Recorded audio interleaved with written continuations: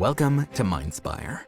If you enjoy this type of content, then subscribe and hit the bell icon so you never miss out on any of our latest and greatest uploads.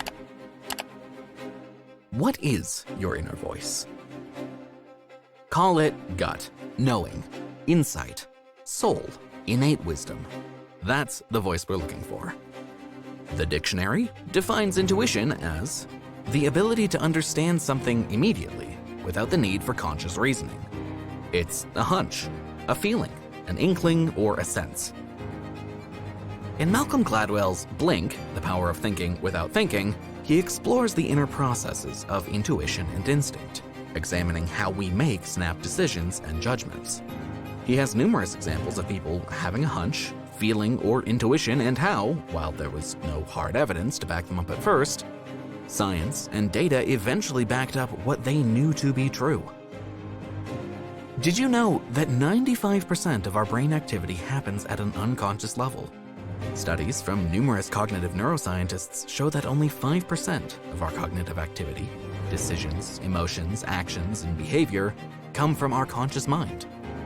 We are taking in information through all our senses all the time and processing it at an incredible speed.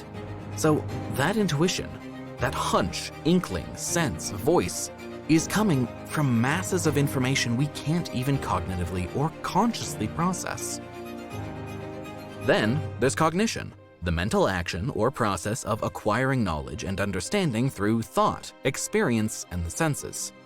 This is more about understanding, problem-solving, discernment, organizing.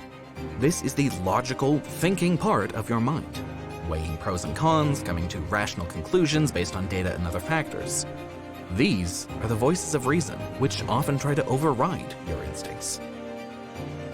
What if you don't hear any voice? Your inner guidance and wisdom aren't always a voice in your head. Often, it's a feeling, a sensation, an image, energy, or an emotion. You might notice it in your body. There is no one best way to experience your inner voice. The important thing is to identify when and where you feel it. Is it a feeling in your gut? You may have heard the gut being called our second brain.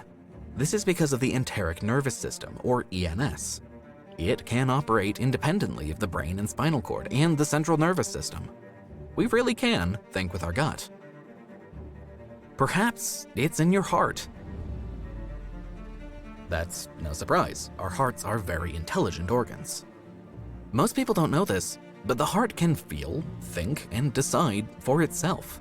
It has around 40,000 neurons and a whole network of neurotransmitters with very specific functions, which makes it a perfect extension of the brain.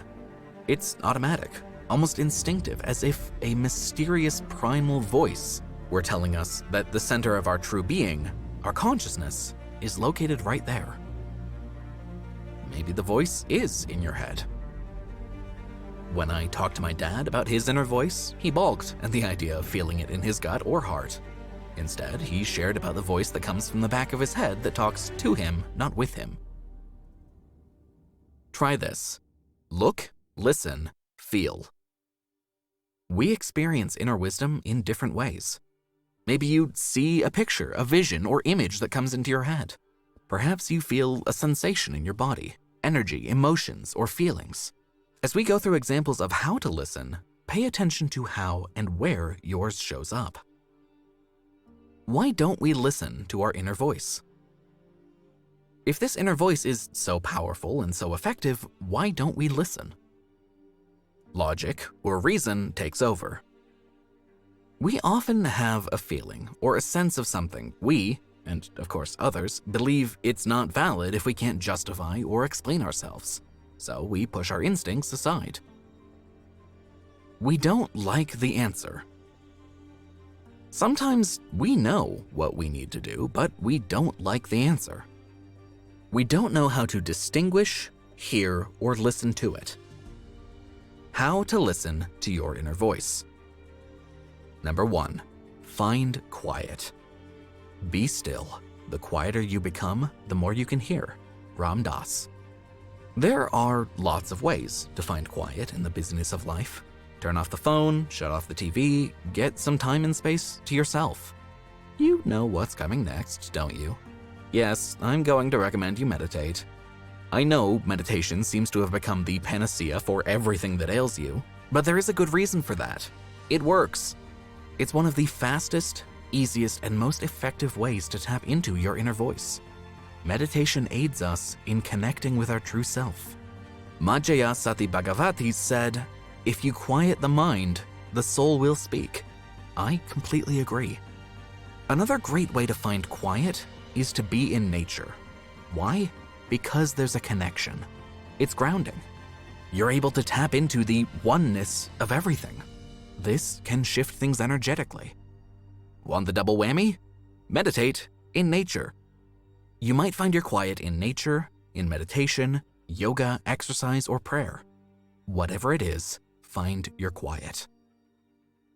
Number 2, push pause. Most of us are running 100 miles an hour in every direction. It's hard to hear anything at that pace.